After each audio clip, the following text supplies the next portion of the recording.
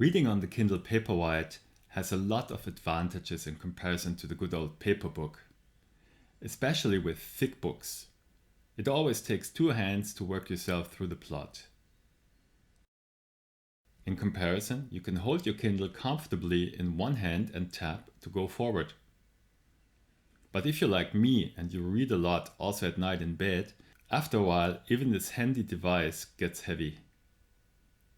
There are a few ways to improve the physical reading experience for your hand, arm, shoulder and neck as well. Scrolling through the Amazon store with accessories for your Kindle, there are many different approaches. But I'm a fan of simple and versatile solutions.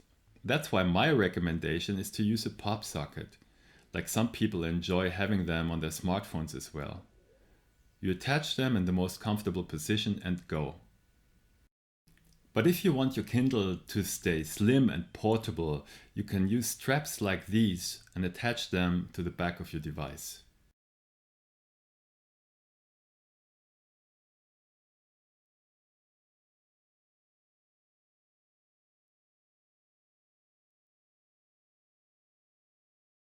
Or you get the funny device that I found in a Kindle forum, a remotely controlled Kindle page turner. There is no limit to people's creativity.